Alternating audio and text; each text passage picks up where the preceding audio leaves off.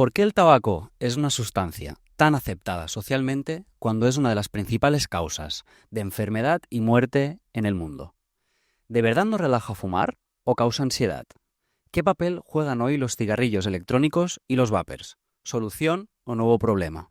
En este capítulo de Brindar con Agua hablaremos de las estrategias más efectivas para dejar de fumar y del papel de los fármacos, que en este caso ofrecen resultados muy prometedores. Pero también reflexionaremos sobre cómo nos atrapa la sustancia, por qué cuesta tanto decirle adiós y qué significa recuperar tu vida sin esta droga que parecía inseparable en tu día a día. Después de este pequeño aperitivo de lo que será el capítulo de hoy, me gustaría presentar a nuestros invitados. Hoy nos acompaña Joan. Joan se dedica al transporte de materiales de construcción. Joan, exfumador hace más o menos 1 año y medio, ¿verdad? ¿Todo Sí. bien? Bien. Bien. Gracias por venir, Joan. Gracias a vosotros. Y también nos acompaña Silvia Mondón, médico psiquiatra de la Unidad de Adicciones del Hospital Clínic, especializada en el tabaquismo. ¿Qué tal, Silvia? Muy bien. Silvia ha ayudado a dejar de fumar a muchas personas y a mí me gustaría decir que yo soy una de ellas. La verdad es que en su momento me ayudaste mucho y sobre todo al hecho de darme cuenta que tenía que dejarlo y a coger fuerzas para dejarlo.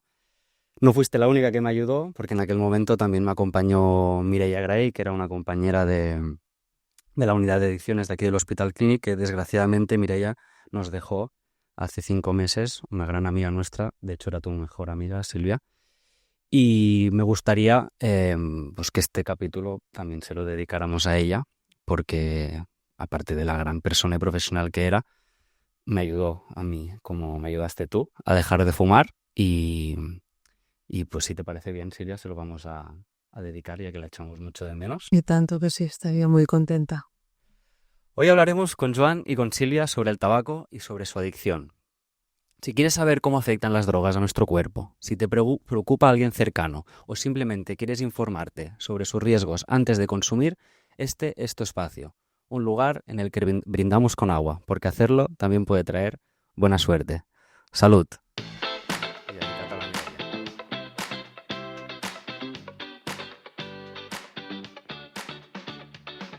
Desde el Hospital Clínic Barcelona y la RIAPAD, la Red de Investigación en Atención Primaria de Adicciones, y en colaboración con el Hospital del Mar, bienvenidos y bienvenidas al videopodcast de Drogas y Adicciones. Bienvenidos a Brindar con Agua, con Daniel Folk. Vale, pues vamos con el plato fuerte de hoy, todo lo que nuestros invitados nos tienen que contar, en este caso sobre el tabaco. Me gustaría empezar contigo, Joan, preguntándote si nos podías contar un poco cómo ha sido tu historia con el tabaco, ponernos un poquito de contexto. Sí, bueno, pues supongo que empecé un poco como todo el mundo. No sé, debía tener... Bueno, empecé un poco tarde, ¿eh? Yo empecé a los 18 o así. Que es curioso porque recuerdo que a mi padre le dije que no fumaría nunca, porque él fumaba, y yo le dije no fumaré nunca. Y bueno, pues cosas que pasan, que sí que empecé a fumar un poco tarde, pero... y bueno, pues eso, como todo el mundo, era, no sé, un poco moda, el salir por la noche, empiezas con los cigarros. Es curioso, incluso recuerdo el primer cigarro que me fumé, ¿eh? Pero bueno, a partir de ahí, pues, claro, he estado pues casi 40, no sé cuántos tengo ya, 45 años fumando. Es verdad que yo he sido un fumador de paquete diario, tampoco he sido de aquellos de... Pero bueno, mi historia, no sé, que es un poco esta, ¿Qué fue lo que te motivó, Joan, para dejarlo? Bueno, esto es un tema, a mí, curiosamente o no, a mí realmente ha sido, siempre lo explico, el miedo, ¿eh? En mi familia, por parte de mi padre, desde mi tatarabuelo, mi abuelo, mi padre, han muerto por esto, por cáncer de pulmón, por fumar. Yo ya hace años que me decía, hace muchos años, que tenía que dejar de fumar. Y no había manera, no encontraba el momento. Pero sí que en mi caso ha sido, o sea, respeto y miedo y ya llegó un punto, ahora hace ya unos años, en que cada cigarro que me encendía era ya no los disfrutaba, ya pensaba esto lo has de parar, esto lo has de parar. Y, y bueno, entonces, ¿cómo? No sé si explicarte cómo lo hice, lo de... Sí, por favor. Entonces, pues ya digo, el año pasado ya empecé, bueno, el deporte me ayudó un poco, porque a mí me da mucha pereza todo este tema del deporte, pero empecé a hacer deporte, entonces empecé a reducir. Yo, en mi manera de hacerlo fue empezar a reducir. Yo fumaba, no sé, un paquete por decir algo, recuerdo que pasé 15 cigarros, luego creo que fueron 12, luego pasé a 10, a 7, llegué a 5, pero me di cuenta que 7 era mi dosis diaria. O sea, de 5, los 7 cigarros era mi dosis diaria. Y de ahí un buen día ya me decidí que tenía que hacerlo. No, la verdad que no he pedido ayuda, yo no lo he hecho con pastillas, con medicación, no lo he hecho con nada. Ha sido un poco lo que te digo, esta sensación de miedo, de decir, bueno, ya tengo una edad y tengo que parar. Y entonces, un buen día, me acuerdo que era un 20 de mayo, debía ser, un 22, y busqué una fecha y dije, oye, no esperes, el 1 de junio. Y fue así, el 1 de junio.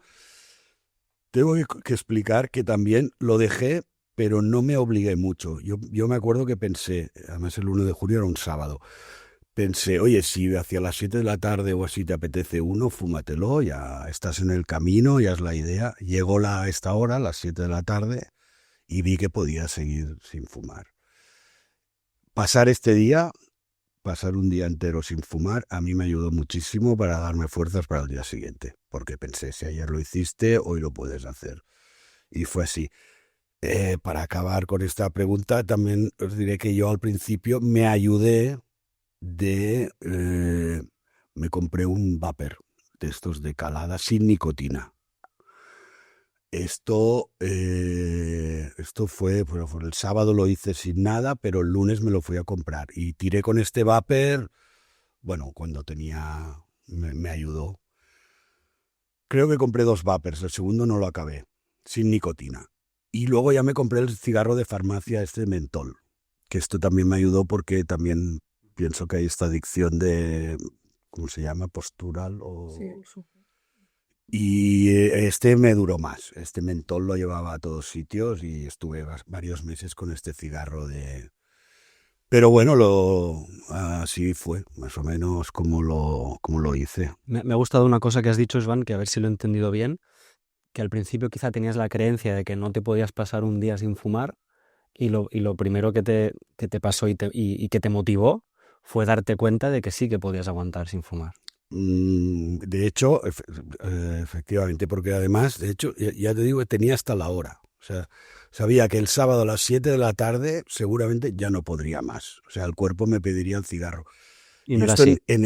y en adicciones de estas, yo sé que si tú ya te pones una excusa, es bastante fácil que al llegar esa hora, pero llegó esa hora y pensé, oye, puedo pasar. Y luego por la noche se me hizo menos complicado.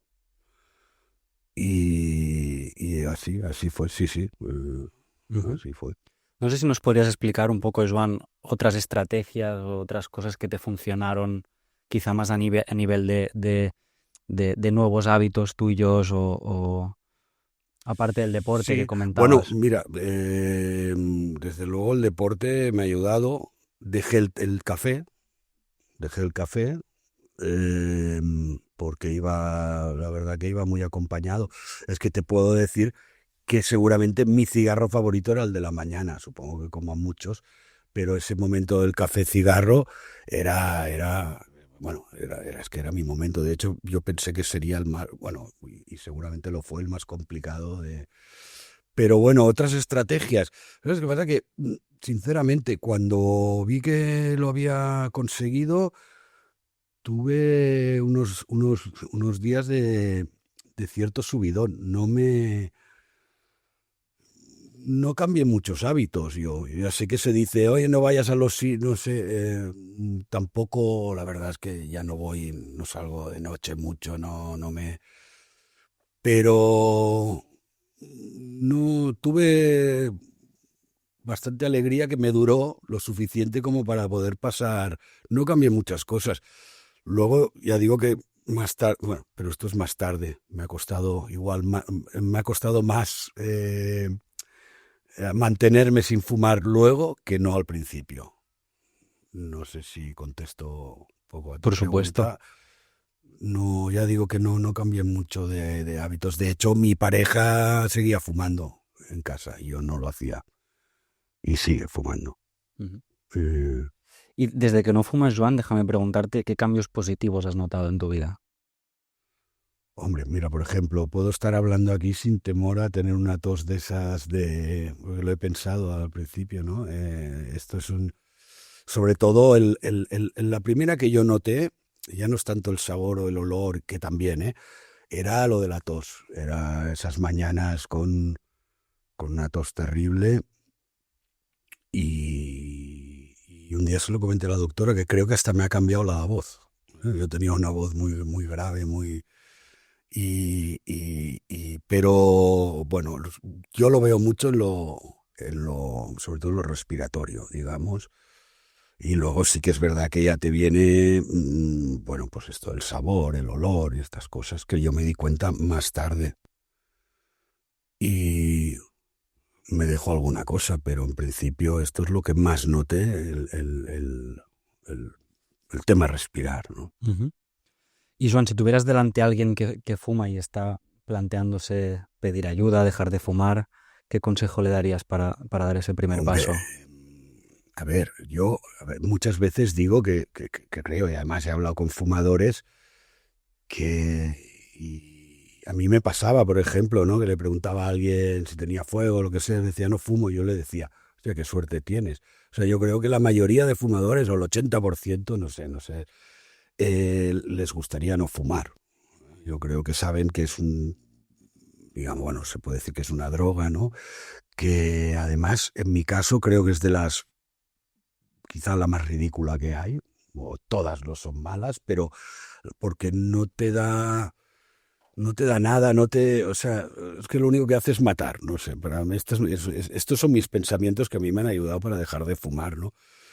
Que, oye, no coloca, no sé, y es una cosa que te engancha tanto y tal. Bueno, la idea es que dejen de fumar, está claro que es un paso, bueno, muy importante y que les ayudará en muchas cosas. Es que al final para mí es ridículo el tema de fumar, es un vicio muy ridículo, no sé definirlo de otra manera. Ujú. Muchas gracias, Joan. Silvia, ¿cuáles son los riesgos reales del consumo de tabaco? Vamos con fuerza. Bueno, la respuesta es fácil, es resumida, porque de hace unos años para acá, ¿no? Si hablamos desde la década de los 70-80, ha habido una diferencia en la información que llega a la sociedad, que llega ya desde la infancia, la adolescencia, en las escuelas. También sabemos que solo con la información no hacemos casi nada. Es un paso, pero tiene que haber sensibilización y formación. Claro, la paradoja, como decía Joan, del tabaco, además, es que claro, el tabaco causa es la principal causa de enfermedad mundial y de mortalidad, y además prevenible. Es decir, eso quiere decir que si no se fumara, muchísimas enfermedades y la mortalidad bajarían muchísimo. Por tanto, hay mucho trabajo para hacer a nivel preventivo. ¿Qué hace esas enfermedades? Las enfermedades físicas, ¿no? Cardiovasculares, respiratorias, oncológicas, en fin, de todo tipo, son el resultado de la combustión cuando uno fuma. A veces decimos que, y es cierto, ¿no? Que si uno fuma, pues una lechuga, como que hay una combustión, y esa combustión nos estamos tragando humos, eso causa enfermedad. La paradoja o la realidad que quizá queda oculta por la normalización del consumo del tabaco es que, claro, el tabaco tiene nicotina y la nicotina es la que engancha y es el drama, ¿no? Porque si, como dices, Joan, si uno fuma y sabe que se puede poner muy enfermo, bueno, pues quizá lo hace un tiempo y luego lo deja, pero cuando uno lo quiere dejar resulta que está enganchado.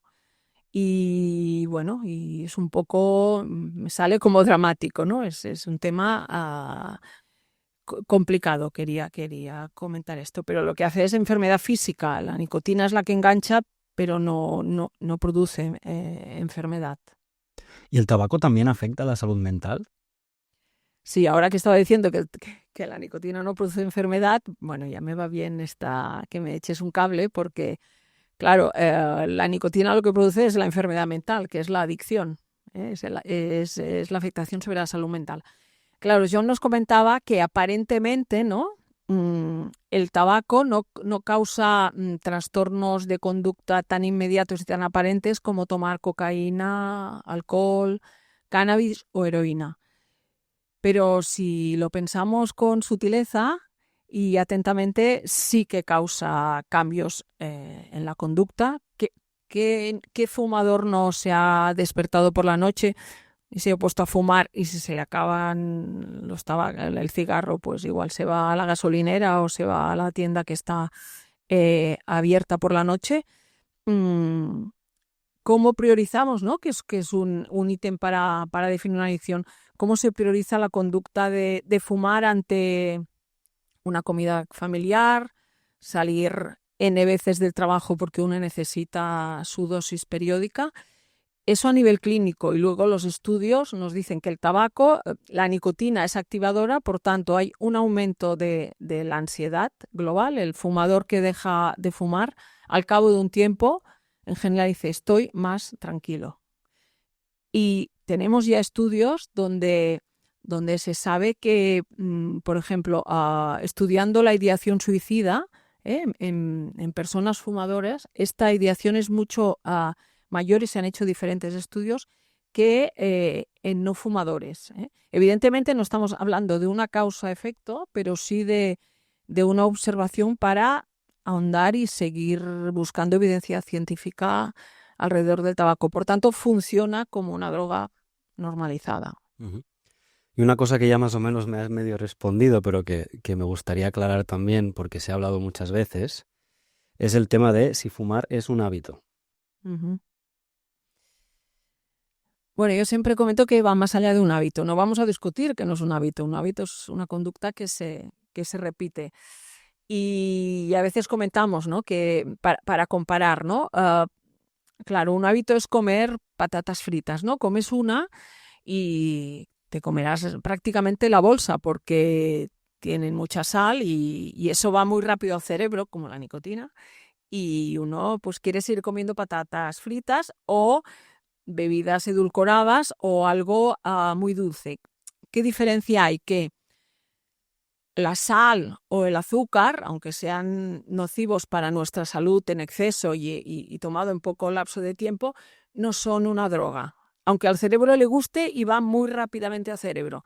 Pero ¿qué pasa? Que cuando fumamos, la nicotina, que entra y va muy rápido al cerebro, tanto como la sal o como el azúcar, es una droga. Y decimos que cuando una droga entra en el cuerpo y hace de las suyas, ya va por libre. Antes del consumo, el consumidor puede decidir si lo consume o no. En el momento que consume, el consumidor queda un poco en segundo plano y es su cerebro, que es el mismo que, bueno, es la droga la que irá por su cuenta y le hará hacer conductas repetitivas, incluso poniéndose en riesgo. No sé si te contesto un poquito, me voy. Silvia, perfectamente, sí. Y ahora me gustaría preguntarte por algo también que se escucha mucho, que es el hecho de, ¿no? A medida que avanza una persona en su edad, ¿no? Y el médico le dice, no, tienes que dejar de fumar porque si no vas a tener estos problemas o ya tienes estos problemas y tienes que dejar de fumar. ¿Nos podemos esperar a que el médico nos diga deja de fumar o deberíamos de reaccionar antes, ¿no? Porque, claro, antes habías comentado que es una de las enfermedades más... que se pueden prevenir muchísimas enfermedades, ¿no? Entonces, ¿cuándo realmente es dejar de fumar a tiempo? Claro, dejar de fumar a tiempo sería no empezar a fumar, eso desde luego. Claro, es el drama de la prevención, ¿no? En drogas y en otros campos, ¿no? Que, bueno, es un poco el ejemplo, ¿no? Sabemos que los accidentes de coche son de riesgo, ¿no? Y puedes tener un accidente y morirte, pero está ese pensamiento tan humano de a mí no me va a pasar. Y además con la nicotina y también pasa con el alcohol, las historias normalmente son de muchos años. Sabemos que la edad de inicio es 12, 13 años. Sabemos que engancha muy rápidamente, tan rápidamente como la heroína. Por tanto, muchos jóvenes quedan ya enganchados. Luego, ¿qué hacemos a partir de aquí? Claro, uno piensa que joven, no, ¿cómo va a ponerse enfermo? De entrada, eso pasará más adelante y ya me lo plantearé. Entonces, aquí está el dilema. Es obvio que cuando antes se deje de fumar mejor, pero incluso personas que fuman, ¿no? Explican que a mí no me ha pasado nada, esperaré a que me pase algo. Entonces, lo que planteas creo que es un reto que tenemos los profesionales, como para trabajar desde todos los ámbitos de la salud este tema y introducirlo de una manera transversal en nuestras intervenciones, porque además se sabe que el consejo breve, incluso de 1 minuto, tiene unos efectos de un 8% de personas que entonces intentan dejar de fumar. Entonces es brutal el trabajo que tenemos y cuánto se puede hacer desde casi la nada, ¿eh? Sí. ¿Con los vapers y los cigarrillos electrónicos tenemos una solución o estamos ante el mismo problema con una forma distinta? Sí, bueno, estas preguntas ya tienen la respuesta, pero tampoco, claro, en nuestro contexto son obvias, pero qué bien, ¿no? Joan nos dice, y yo lo hice, va muy bien el ejemplo de Joan, porque está fuera del estándar de lo que le diría un profesional, ¿eh? Se sabe que la reducción en el tabaquismo, se plantea una reducción a corto plazo al principio para que uno vea que se ve capaz de como mínimo dejar de fumar algún cigarrillo. Pero sabemos que no es un método efectivo para dejar de fumar. Hay estudios que nos lo dicen, pero es verdad que la mayoría de población general ha dejado de fumar por su cuenta y no sabemos ni cómo, y sin medicamentos y reduciendo, y algunos también fumando vapers. Lo que tenemos que es, vapeando. O sea, perdona, Silvia, dices entonces que lo más efectivo es plantearse un día para dejarlo y dejarlo aquel día. Exacto. Y Claro, preparándolo, ¿eh? El avalado de ese día, que es lo que llamamos el día D, no sé mucho por qué se llama el día D, pero se llama el día D en tabaquismo, el día de dejar de... Bueno, fue un día importante el día D, entonces, el día D está bien. Pero preparándolo, porque no hay personas que vienen y dicen, ¿cómo de golpe? No, vamos a hacer una reducción a corto plazo y entonces preparamos ese día D, ¿no? Que tiene que ver con el tabaco, que tiene que ver con lo que fuera. Pero volvamos a la pregunta que ya han... sí, los vapeadores. Uh-huh. Bueno, ahora ya es mucho más fácil la respuesta porque ahora ya está definida una enfermedad pulmonar muy grave alrededor de los vapeadores y lo que ya se sabía es que ya era intuitivo, ¿no? Ese humo, aunque tenga menos carcinógenos y aunque no tenga nicotina, uno lo traga, lo expande y no podía ser que no tuviera alguna influencia en el aparato respiratorio y cardiovascular. No es una buena idea lo de los vapers. Sí que Joan nos hablaba de los vapeadores sin nicotina, es verdad que están, pero entonces tenemos, yo creo que ese escándalo que es ahora en el anteproyecto para reformar la ley está presente, que es que estos vapeadores sin nicotina, no sé si lo habrán visto, se venden en algunos supermercados, en las cajas, en lugares que se vean porque comentan que si no lo roban los adolescentes. Entonces, en Estados Unidos, que en esto sí que van un poco más avanzados, y han hecho estudios y la vía de entrada del tabaco son los vapeadores, que como menores de edad a veces empiezan sin nicotina y con múltiples sabores, incluso hay sin nicotina con sabor a tabaco, y luego van tomando tabaco, quedan enganchados a la nicotina y acaban, y es la vía de entrada para el tabaquismo, ¿eh? Entonces, no los aconsejaremos, no se aconsejan a la comunidad científica para dejar de fumar. Sí que hay cierta polémica, por ejemplo, en Inglaterra, y se han empezado a hacer algunos estudios, evidentemente financiados por la industria correspondiente, una de las cuales es Philip Morris, porque claro, en los últimos años han perdido millones de fumadores, entonces ahora invierten en fábricas de snacks, de bebidas edulcoradas y de vapers diversos, algunos muy sofisticados. Y esto de los vapers iría ligado a lo que dice Joan, ¿no? Que es verdad que decimos que en el tabaquismo está la tercera dependencia, que es que hace uno con las manos, y que hace en la boca y tal, ¿no? Entonces, bueno, estaba ¿no? La idea del vapeador, que luego ya ha hablado del cigarrillo, ¿no? De plástico, que esto es otra cosa más inocua, pero sería vapeadores, no es un tratamiento y no es una sustancia neutra ni inocua. No, vapeadores sería no. Vamos a hablar ahora un poco, Silvia, de los tratamientos que hay, porque ya sabemos que para las adicciones en general el tema de los tratamientos es un reto. Pero parece que con el tabaco tenemos un poco más de esperanza. ¿Es realmente así?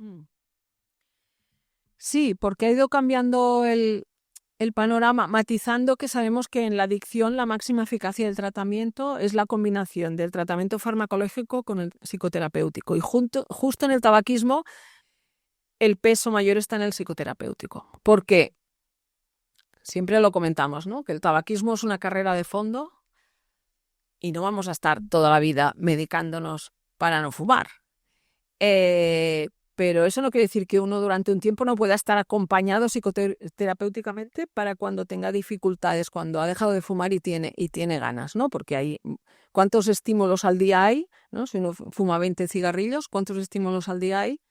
Como para que luego cuando estén los mismos fuera, conducir, coger el teléfono, enfadarse, relajarse, lo haga sin fumar. Eso es todo un trabajazo. Pero sí que es verdad que en los últimos años el arsenal farmacológico en tabaquismo está muy diversificado y aumentado. Y eso es una buena noticia. Estamos hablando máximo de 3 meses de tratamiento si lo hacemos con parches de nicotina, que se pueden combinar con nicotina oral en forma de comprimido, chicleto o spray.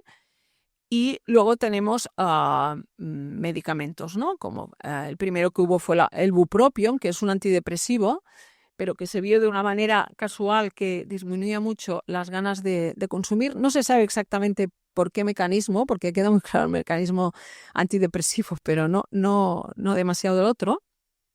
Pero sí que es cierto que ha sido el primer bueno, antes los parches, pero la nicotina terapéutica, pero el bupropion fue el primer medicamento así, en forma de comprimido que salió. Sí que es cierto que ahora lo utilizamos de forma limitada.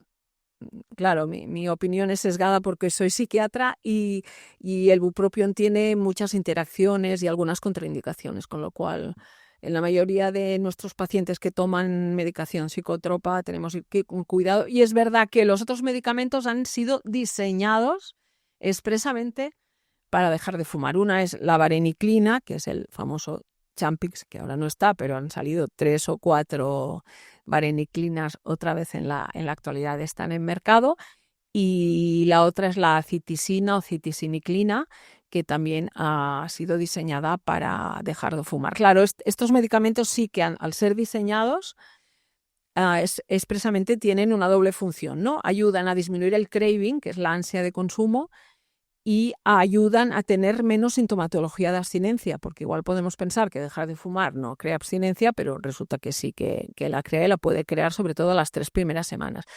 Y en ese lapsus de tiempo puede ir muy bien tomar medicación. ¿Por qué sufrir más de la cuenta? Dejar de fumar conlleva un sufrimiento que uno apuesta por la salud, pero si lo podemos pasar de una manera más suave, pues ¿por qué no?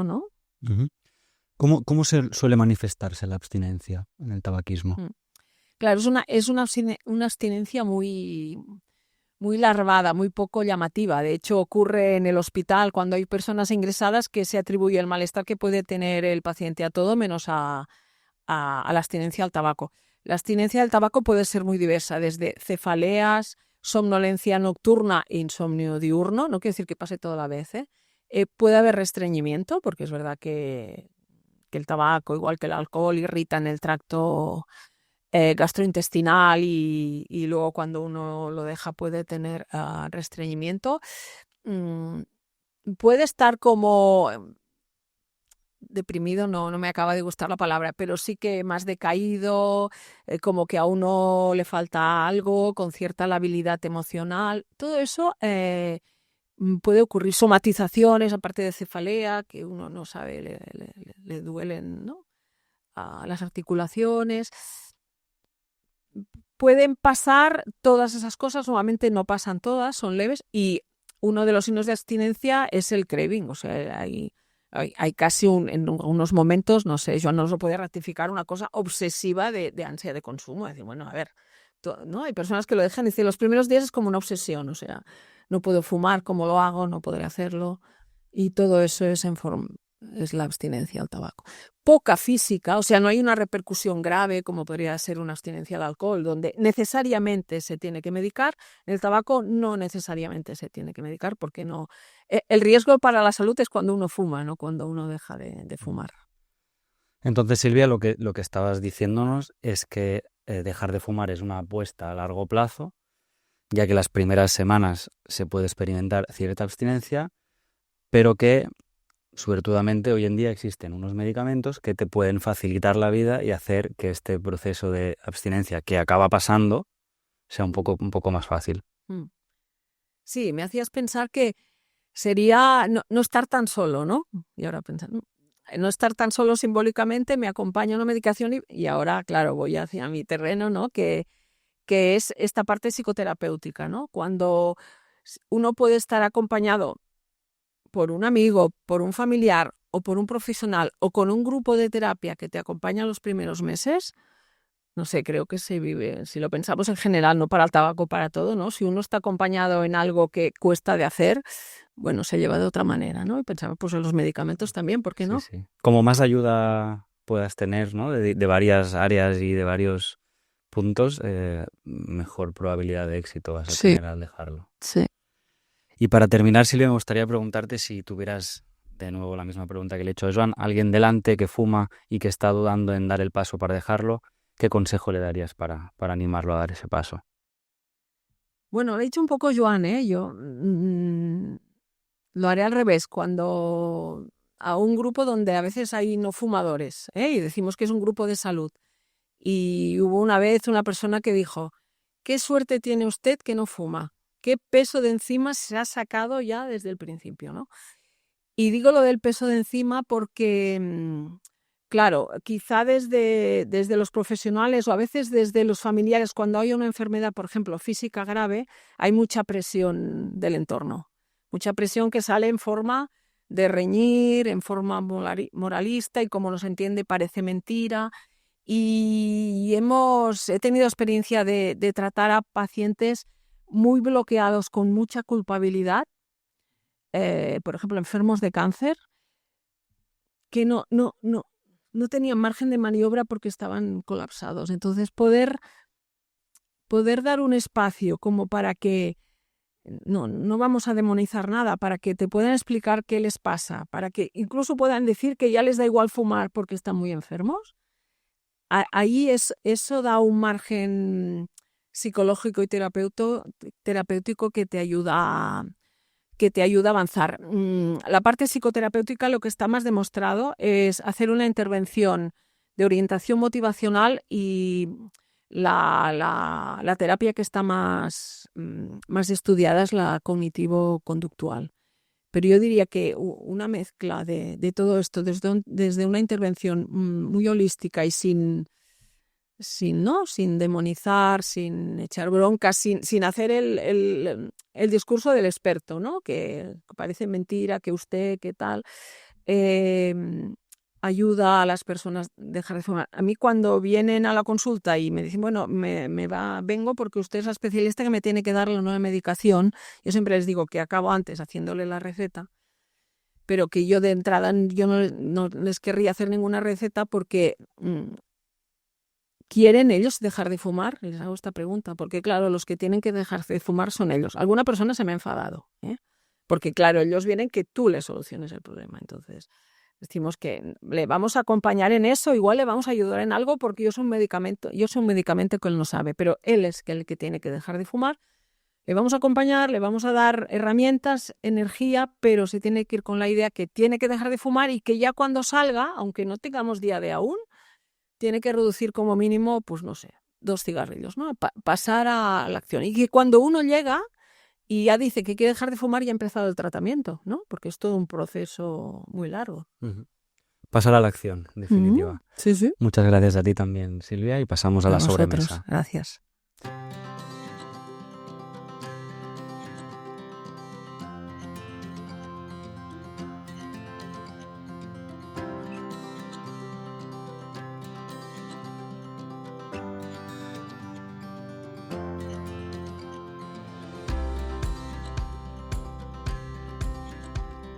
Vale, pues Joan, Silvia, algunas personas que actualmente están en tratamiento, en este caso por el tabaquismo, han querido compartir con nosotros su historia y vamos un poco a comentar aquí en la sobremesa qué nos explican las personas que conviven con el tabaquismo. En este caso tenemos la frase de Laura, que Laura nos dice que pensaba que fumar me relajaba hasta que descubrí que en realidad lo que me generaba era ansiedad.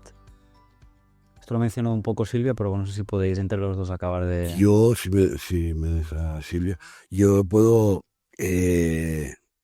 atestiguar que realmente da ansiedad. Yo he tenido episodios de ansiedad y me acuerdo perfectamente de uno que me levantaba con ansiedad y me encendía el cigarro, me daba más. Es que lo notaba, vamos, físicamente, ¿eh? Es siempre mi opinión, pero yo creo que realmente no te tranquiliza, te da más ansiedad. Y más si tienes, se te dispara. No sé, la doctora. Sí. Ya hemos dicho que la nicotina es activadora y es verdad que en el tabaco, ¿no? A veces hablamos de manera coloquial y entonces es verdad, ¿no? El fumador dice, hombre, a mí fumar me calma, ¿no? Entonces explicamos que lo que llamamos ansiedad y que se calma, ¿no? Son las microabstinencias, que los niveles de cotinina, que es el metabolito de la nicotina en sangre, son muy inestables. Por eso se tiene que ir fumando de una manera periódica a lo largo del día, cada uno su dosis. ¿Qué pasa? Que bajan los niveles de cotinina, igual uno está en una reunión y no se atreve a salir, se va poniendo ansioso, estoy nervioso y sabe... Y le ocurre que cuando sale y fuma, entonces se calma. ¿Qué pasa? Han subido otra vez los niveles de cotinina. Es cierto que luego, cuando uno deja de fumar al cabo de un tiempo, no vamos a analizar las primeras semanas, que hemos dicho que puede haber cierta abstinencia. Las personas, aunque no tengan un trastorno de ansiedad, dicen, yo estoy en general mucho más calmado, ya no está, ¿no? Ese enganche con la nicotina. Y sí que los estudios nos dicen que las personas diagnosticadas de trastorno de ansiedad o de ataques de pánico, que eran fumadoras y lo han dejado, los ataques de pánico se distancian mucho los unos de los otros y los trastornos de ansiedad en general mejoran ostensiblemente, incluso se ha visto que se pueden reducir medicaciones. Uh-huh. Me gusta esta frase también que nos comentaba José, que va relacionada con lo que comentábamos antes del día D, que José nos dice, siempre decía que lo dejaría mañana. Ese mañana tardó demasiados años en llegar. No sé quién quiere empezar. Sí, a ver, claro, yo por ejemplo me acuerdo de un doctor que me dijo, a los 45 ya es tarde. Quiero decir, entiendo que no ha de ser como para todo el mundo así, pero y a partir he estado casi 10 años con esa frase siguiendo fumando, ¿no? Igual también digo que igual voy tarde, ya no lo sé, porque cuando dejas de fumar aún tienes, creo, si no me equivoco, bastantes años por delante hasta que... por el riesgo de padecer una enfermedad de este tipo. Pero yo pienso, en mi caso ha tenido que venir el momento. O sea, ha sido una decisión que ha tardado 10 años o más, o 12 años. cada uno, pero hacerse, no sé, a mí me ha llegado cuando me ha llegado y desde luego quería apuntar otra cosa que igual sale en alguna pregunta, pero sí que debe de estar uno bastante, pienso que no ayuda que tengas, que estés bajo de moral, por decirlo de una manera. Has de estar un poco, tenerlo muy claro y estar animado. Y en mi caso me he llegado ahora. Ya digo que ha sido largo, ha sido como José. Mañana no me lo decía porque yo nunca había dejado de fumar, nunca lo había hecho, pero tengo que hacerlo. Yo creo que este gota a gota ha tardado mucho, pero al final me llegó un momento. Sí, ahora lo decía Joan, dice, uno tiene que estar animado y pensaba, ya lo he dicho antes, ¿cómo nos tendríamos que animar más los profesionales? Yo creo que tenemos mucha responsabilidad en este tema. A mí me crea a veces cierta impotencia en algunos grupos de pacientes graves que fuman, y no sé si los profesionales nos apuntamos, y lo acabamos como trivializando, ¿no? Porque si, pongo un ejemplo, si por ejemplo hay personas que toman otras drogas, ¿no? Pues ven más importante las otras drogas porque les han conllevado ya a corto o medio plazo unos problemas tremendos y precisamente por eso los conocemos. Y lo del tabaco siempre queda como un mal menor. Y yo creo que al final o en algún momento los profesionales nos es más cómodo apuntarnos al carro de decir, bueno, pues quizás sí. Yo no, pero sí que creo que hay muchísimo trabajo conjunto, decíamos, ¿no? De poder acompañar al paciente y procurar que ese día D sea antes, porque había una persona que decía, bueno, ¿qué pasa si lo intento y fracaso? Bueno, pues lo volveré a intentar. Hay un estudio de hace muchos años que se dice aquí en el Estado español que decía que las personas fumadoras, cuantas más veces lo habían intentado, más posibilidades tendrían a la siguiente de haberlo conseguido. Entonces yo, en personas, porque es muy habitual, no sé si Joan ha sido así, pero hay muchas personas que han fumado tabaco y que lo han intentado muchas veces y eso los desanima. Y yo les digo, no, aprovechemos lo que ha habido las otras veces, aprovechemos lo positivo y les nombro este estudio, ¿no? Porque un poco, bueno, está bien yo creo también basarnos en la evidencia científica, ¿no? Porque yo he hablado de los medicamentos o de los sustitutivos de nicotina, pero luego, ¿no? Alguien pregunta pues por la hipnosis, la acupuntura, bueno, pues son técnicas que no hay evidencia científica suficiente como para decir que ayudan a dejar de fumar. Eso no quiere decir que vayan mal y que no puedan ser un coadyuvante, un acompañante, si uno quiere, en este proceso, pues para sentirse mejor, para igual no tener tanta hambre, bueno, para una serie de cosas, pero mejor trabajamos en cosas que sepan, bueno, nos parece, en los científicos, que haya evidencia para asegurar más. Uh-huh. Entonces, para cerrar lo que nos comenta José, podríamos decir que marcarse un día D para poder hacer una buena planificación, qué hábitos cambio, voy a tomar medicación o no, de qué más me acompaño de otras alternativas. Hacer esta buena planificación, marcarse este día D, es uno de los pasos más importantes para poder dejar de fumar.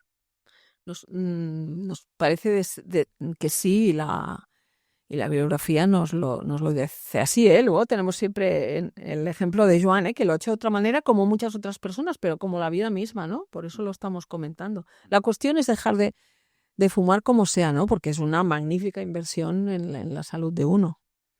Y perdón, o sea, al final yo me marqué un día D. Quiero decir, yo empecé a reducir mucho, llegué a 5, luego subí a 7, me di cuenta y dije, esto va a ser quiero decir, estoy a 7, 8, porque hoy me he ido a cenar, 10, entonces fue un poco mi decisión. Y al final dije, tengo estos 10 días, me los puse ya, pero yo ya había llegado a este punto. Yo hice hipnosis y acupuntura. Yo hice, vete a saber, lo hice varios meses antes, igual lo de la hipnosis me sirvió, no sé, 8 meses después, pero que no quiere decir, como ha dicho la doctora, que no sirva, pero al final en mi caso fui yo que dije ya hasta aquí lo tengo claro, ahora parece que lo tengo claro. Bueno, yo creo que está muy bien un poco lo que habéis comentado los dos, porque al final tenemos que fiarnos de lo que nos dice la ciencia, la evidencia científica, pero también hay muchas opciones y el trabajo que hacéis, Silvia, porque yo lo he visto, es el de también ayudar a la persona a encontrar cuál es su mejor alternativa y cuál es lo que esa persona prefiere, ¿no? y quiere hacer para dejarlo. Y en eso puedo asegurar yo, porque he estado allí, hacéis un trabajo genial en centrarlo en lo que necesita la persona. Y para cerrar, me gustaría hablar de la frase de Ricardo, porque ese también es un tema que ha salido alguna vez, que lo hemos hablado tú alguna vez, Silvia, que dice: el cigarro estaba en todos mis momentos, al levantarme, al trabajar, al celebrar. Dependía de él como de una pareja tóxica. Dejarlo fue un duelo, como despedirme de alguien. No sé si lo viste así tú, Joan, por ejemplo. Sí, es que claro, al final el tabaco y en mi caso también me pasó con el alcohol, pero claro, se convierte, es que es un amigo, te acompaña, es verdad, estos momentos incluso de soledad, hostia, el cigarrito, hay toda una parte romántica, hay bueno, sí, es el saber que llevas un paquete de tabaco en el bolsillo te da cierta seguridad. Antes lo ha comentado la doctora, yo por ejemplo puedo pasar hambre, pero no salí a las 2 de la mañana a comprarme una barra de pan, pero un paquete de tabaco sí que lo he hecho. Entonces sí que hay una dependencia realmente, sí, de pareja tóxica, ¿no? Es verdad que te acompaña y bueno, sí, yo creo que es una buena definición, sí.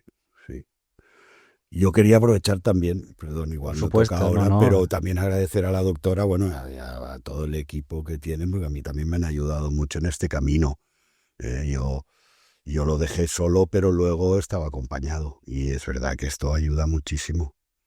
Y además ahora me parece que igual ya me toca y me dará pena no poder asistir a estar con vosotros y que sigáis ayudándome, la verdad.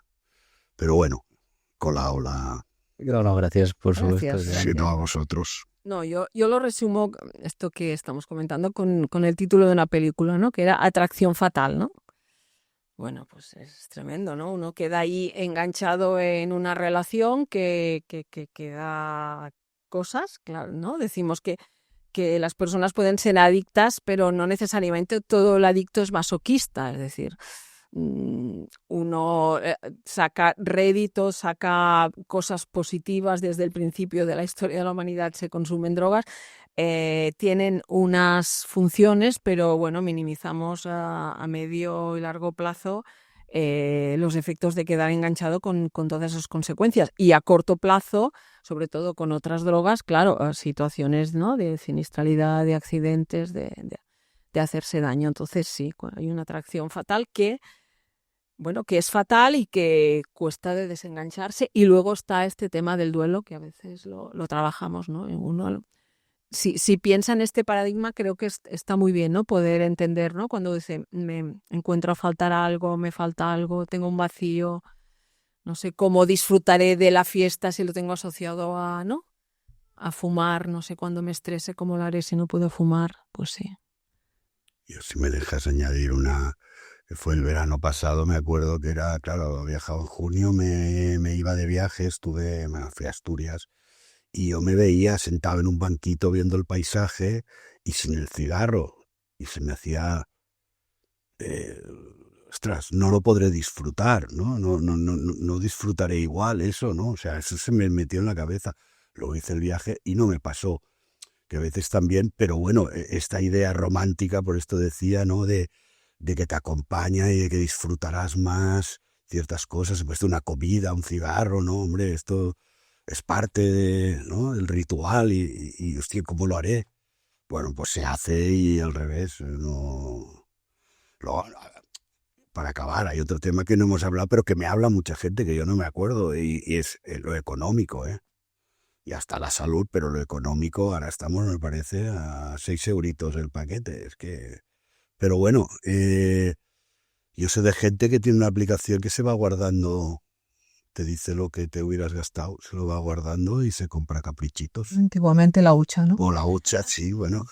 Pero bueno, este es otro tema que ya no. Bueno, pero está bien mencionarlo porque Sí. se me había pero pasado. Sí, es lo verdad económico es importante también, claro, porque es curioso que a veces igual no tienes para no sé qué, pero para el tabaco sacarás. Y esto también, ¿no? eso también no deja de ser algo de la enfermedad, digamos, ¿no? Del tabaquismo. La motivación económica es una de las motivaciones más importantes que nos encontramos hoy en día, Silvia, en la clínica. Yo diría que de las más importantes, ¿no? Porque quizá uno lo puede ver más cuando ha pasado un tiempo, pero hay mucha culpabilidad también, porque lo primero que sale es, madre mía, el dinero que me he gastado, y darle la vuelta cuesta un poco. No acostumbra a ser una motivación. Y la de la salud necesariamente tampoco, aunque sí que se expresa, pero a veces son cosas muy sutiles, ¿eh? Una abuela que ha tenido un nieto y que la hija le dice, así no te lo voy a dejar. No es que no fumo, no, es que hueles a tabaco aunque no fumes delante de él, por ejemplo. Eso ha sido un motor de cambio de más de una persona que yo he tratado. Y a veces hay otras cosas, también hay resistencias, ¿no? Por ejemplo, en mujeres que sabe que hay más posibilidad de que haya un cierto aumento de peso, ¿no? Bueno, hay resistencia, entonces por eso se intenta trabajar también desde lo positivo, ¿no? No tanto, no puedes fumar porque te vas a poner enfermo, no. Bueno, vamos a darle la vuelta. ¿Qué tenemos de positivo, ¿no? ¿Qué habrá, ¿no? Todo el tema respiratorio, todo el tema físico, ¿no? De la piel, por ejemplo, en las mujeres, ¿no? Pueden hablar del peso, pero igual no saben que claro, la nicotina queda enganchada a nuestra piel, a las paredes de las casas.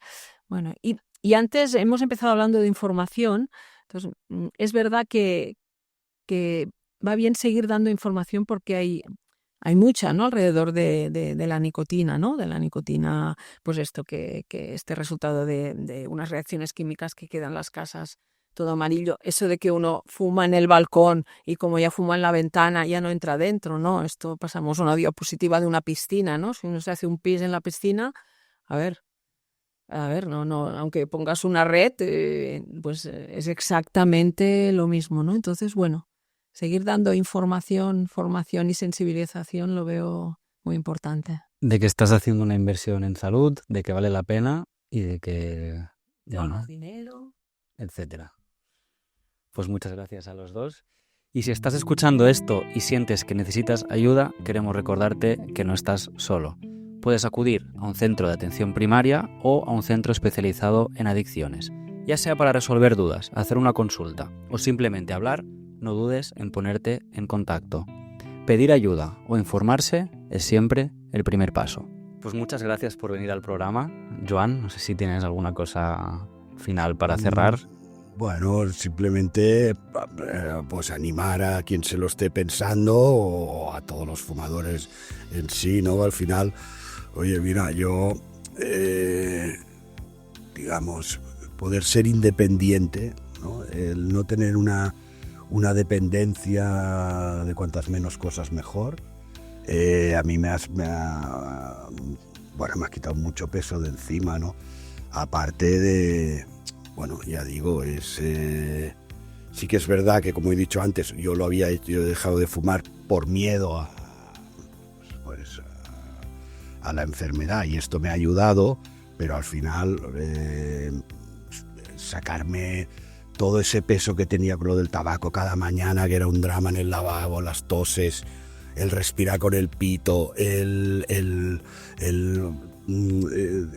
tener que ir a comprar tabaco, mirártelo para que te llegara, todo esto es una tortura, es una tortura, es un castigo, es un problemón que te pones de más en la vida que no hace falta, y al final estamos hablando de salud, ¿no?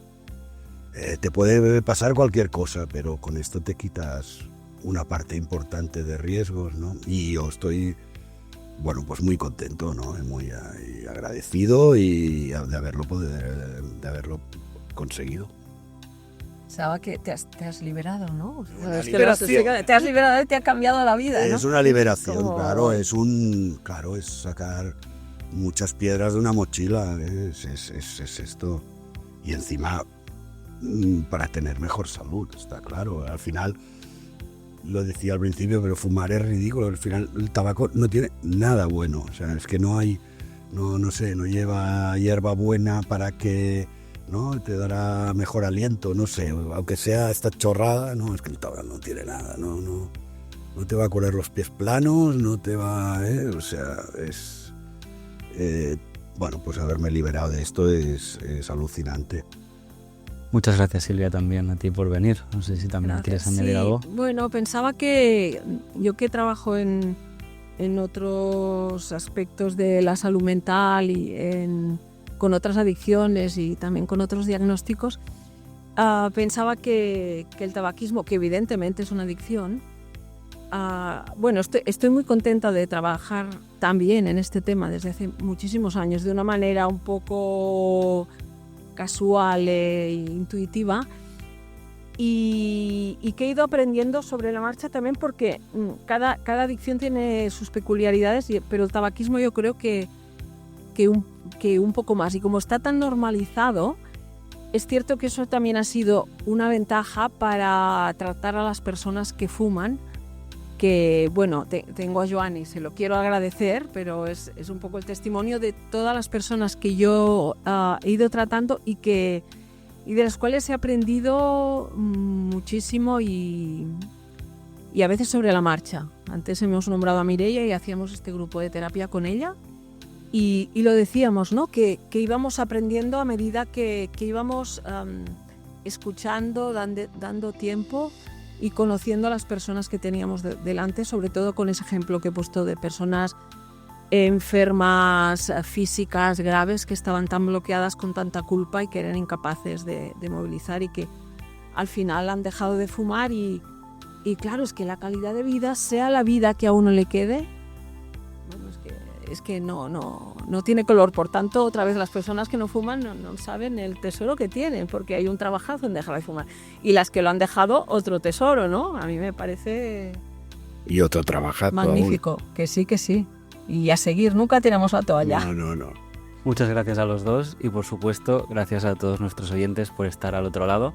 Esto ha sido Brindar con Agua, el videopodcast de drogas y adicciones, porque comprender, escuchar y, en definitiva, comunicarnos nos acerca a las personas y nos ayuda a aliviar el sufrimiento, combatiendo el estigma de cualquier problema de salud mental, especialmente las adicciones. Nos vemos en el próximo capítulo, os dejamos con la cuenta. Brindar con Agua es un proyecto del Hospital Clínic Barcelona con la RIAPAT, la Red Nacional de Investigación en Adicciones. La RIAPAT está formada por una red de científicos de hospitales y universidades de toda España que trabajan juntos para, entre otros objetivos, mejorar la prevención del consumo de drogas, el diagnóstico, los tratamientos y la comprensión de cómo afectan las drogas al cerebro y al organismo.